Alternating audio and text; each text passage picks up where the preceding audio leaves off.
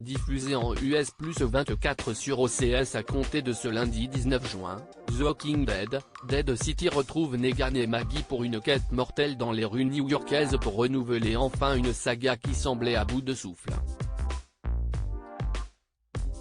Voilà maintenant 13 ans que les fans les plus assidus de The Walking Dead suivent les mésaventures apocalyptiques de Rick Grimes et de ses compagnons d'infortune.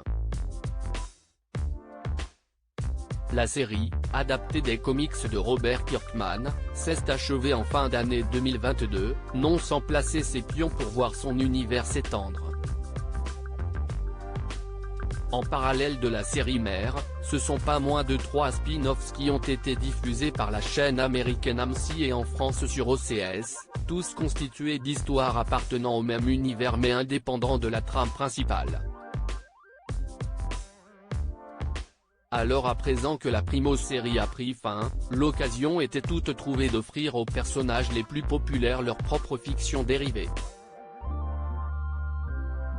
Ainsi, Rick et Michonne, dont on a inexplicablement perdu la trace il y a plusieurs saisons, reviendront ensemble dans une série dédiée, tandis que Daryl aura également droit à ses aventures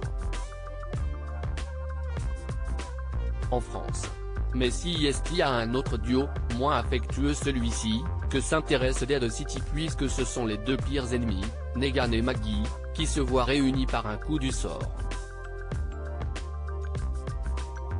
The Walking Dead, Dead City, une histoire plus recentrée qui réveille les morts et la flamme depuis 2 très longues saisons maintenant, The Walking Dead avait pris le parti de disperser ses protagonistes. S'ils finissaient souvent par se recroiser, cette dispersion a mis un sacré plomb dans l'aile à la franchise, un épisode à droite, un épisode à gauche, il arrive malheur un tel mais on ne le revoit pas pendant une demi-saison. La multiplicité des personnages et de leurs trajectoires respectives ne participait qu'à faire retomber le soufflet de chaque événement et la tension, laissant notre amour de cet univers qui nous avait si longtemps scotché à l'écran, en larmes, en sueur ou en quasi-nausée, s'éteindre à petit feu.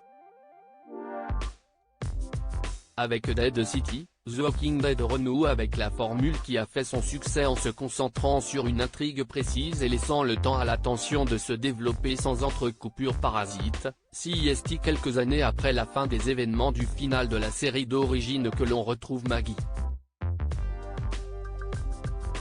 Celle-ci est à la recherche de Negan. Le Croate, un ancien sergent très sadique de ce dernier, de l'époque où il terrorisait toute la région avec sa chère batte Lucille, a enlevé Herschel et l'a emmené à Manhattan. Maggie embarque donc son bourreau à contre-cœur, les souvenirs du sauvage assassinat de Glenn encore vissés au corps, dans une mission sauvetage suicidaire. Un duo inquiétant qui interroge les limites de la moralité, autant dire que les retrouvailles sont tendues. Si Maggie a besoin de Negan pour retrouver le Croate, enfin un méchant digne de ce nom, elle n'exprime pas moins son dégoût pour son interlocuteur.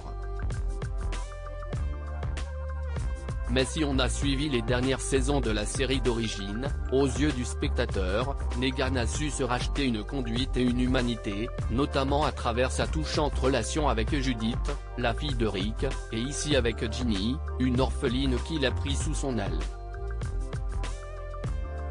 Si dans les faits, Maggie a le rôle de la gentille, le tortionnaire repenti parvient à brouiller la lecture, vivre et survivre dans un monde apocalyptique aussi chaotique que celui-ci ne peut être manichéen. Toute main finit par être salie.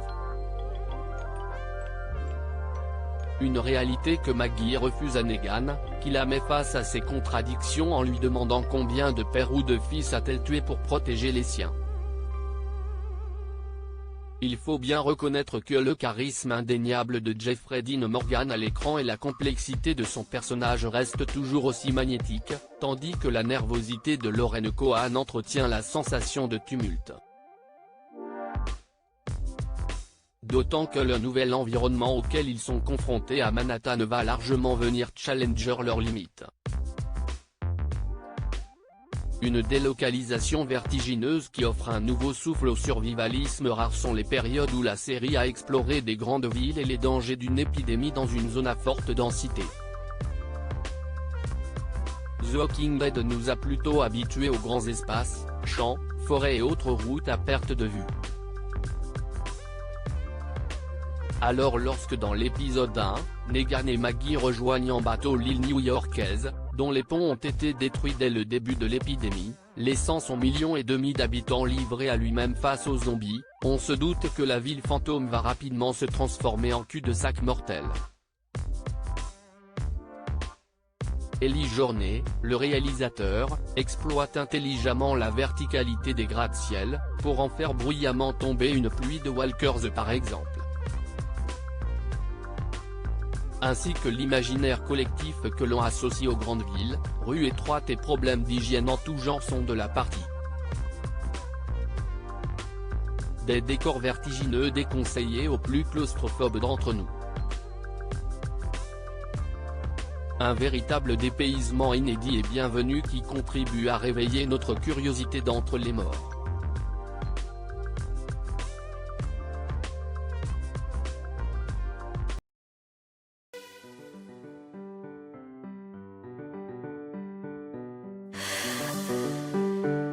나